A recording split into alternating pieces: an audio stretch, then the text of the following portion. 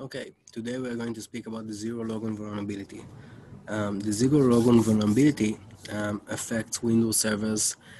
Specifically, it enables to bypass authentication to DCs and enables to spoof as any user inside the organization's network. So it's a really cool vulnerability and it's a logical one. So let's dive in. Oh, yeah. So it targets, as I said, Windows servers in all versions. It allows to bypass authentication for any domain user. The vulnerability is inside the Netlogon protocol, and specifically inside one of the cipher suits. One of the cipher suits you can choose from the many possibilities in the Netlogon protocol. So this specific cipher suit possesses a vulnerability where they use it incorrectly. The conditions to perform this attack as well, you just need to be inside the organization's network. And one more really cool thing is that, well, you don't need even to have authenticated user in the system. You can be just inside the network, and even without any account, without any user, and it enables you to do lateral movement inside the organization. And it's it's really awesome. Impactful, really impactful, and a logical vulnerability. Cool. So one of the coolest thing about this vulnerability is the core of this vulnerability. The thing is that when they use insecurely AES-CFB8. So let's go a little bit back. When you do Netlogon protocol with the DC, when you're trying to authenticate with the DC, what actually happens inside one of the services it enables in the Netlogon protocol, which calls the port mapper under the SMB 445 port. It enables you to authenticate with a packet, a single packet. And actually what happens is that when you send this packet, if this packet is authenticated, is encrypted with the correct key, then you are authenticated. So it means that if we are managed to know the AES key being used to encrypt this authentication packet, we are able to bypass the authentication. It means that exactly correct encryption is bypassing the authentication. So what they did in this attack is they were able to predict the authentication packet encryption without even knowing the key, the AES key. They were able to fully predict the authentication packet encryption. This is really cool thing. So the first thing is that the insecure usage, of the AES-CFB8 was that they were setting the IV, which is one of the encryption parameters, one of the important encryption parameters, to constant all zeros. And this is actually against the RFC that drafts to whatever you think about. It's like getting like a box of encryption and like malfunctioning it. So this vulnerability in this weakness where setting the IV to constant all zero made it possible to an attacker to predict the encrypted authentication packet. So when it combined with the IV is constant and the plain text is all zeros, then the encrypted authentication packet is all zeros as well, which is tremendously amazing. So it happens actually at a chance of 1 of 256, and this is because the encryption key changes under different session keys. When you try to authenticate it, every time you get different session key, and this session key impact the encryption output, and you need specific byte in specific place. I will show you it in the next slide. And when this happens, all the encrypted authorization packet is just zeros. So you don't even need to know the correct key. And this is the cool thing. So for example, in our scenario, we have, here you can see the IV, which is constant. And this is a bad thing, as I mentioned. And this is, for example, our authorization packet. And what happens next is that the AES key is chosen by the server randomly. So this is what we assume. We don't know this AES key. But what happens is that, for example, in the probability of 1 of 256, the first byte in this encryption is 0.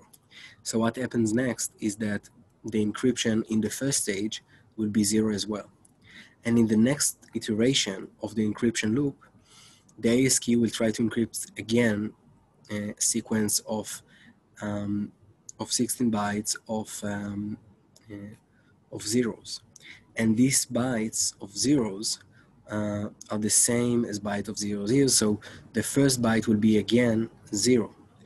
And this will actually imply that the next byte of the encryption output will be 0 as well. So there are two conditions down here. The first one is that the IV is constant, and the second one is that the authorization packet we are sending to the server is also zeros. And this is actually happens sometimes where the attacker can control various specific details in the authorization mechanism. And this is really cool. So when the encryption output is all zeros, it's really easy, right, to know the encryption output and then to bypass the authentication.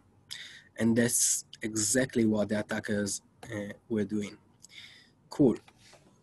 So let's go and take a little bit closer look about the scenarios where they exploit these vulnerabilities. This exactly one vulnerability.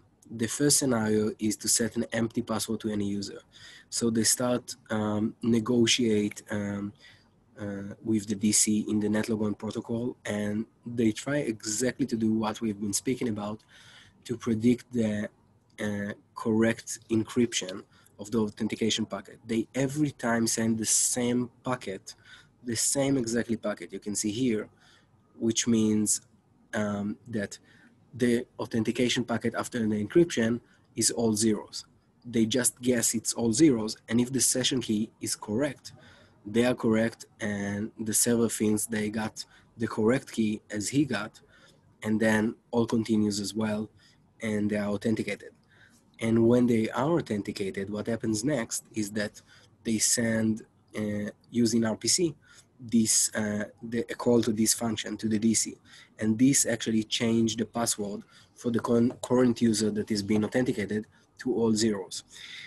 Actually, the reason they chosen to do this in this scenario, to set empty password, because the encryption is the same thing, because the encryption here is the same, works in the same way. So when you encrypt this packet in this RPC message, you can see here exactly that you get the same output of the encryption. So they don't even need to know the encryption output here. They just use this encryption packet and predict it to be zeros as well. And it works the same way, because remember that the AES key that has been chosen in the previous step here makes the vulnerability work. So it means that the first byte in the encrypted output of this encryption is 0. So encryption of zeros become zeros, and it goes along from the authentication afterwards, and continues. And this is exactly how they exploited this vulnerability as well. So this is a unique scenario where you can just well, it's general scenario. Of course, you can change any arbitrary user to empty password, but it's really detectable. You can see that the passwords are changing. You can see that something's went wrong. You can, well, you got out of the system. You can go back. You can enter your password and authenticate it again, right? So that's why I've seen like another way to exploit the vulnerability. And another way to exploit this vulnerability, yeah, I moved myself a little bit upper, cool. Another way to exploit this vulnerability is, well, actually much cooler, and it works in a really stealth mode where you bypass authentication without setting the password. And you can also dump the password hashes on after exploiting this vulnerability and bypassing the authentication. I won't go into the specific details in this kind of manner, but of course, it doesn't have the same conditions in regard to this first scenario. The first scenario was suggested by the original white paper of Secura, and this second scenario requires that you have two DCs open, a printer's portal service open, and a low privilege account that is already authenticated for the hacker, for the attacker to use. Cool, but this is really dangerous because like you can do it really in stealth mode without setting the password, without doing huge alerts maybe in the system. So this is really threatening network organization. For conclusion, I will present some of the network identifiers I've been seeing along the way.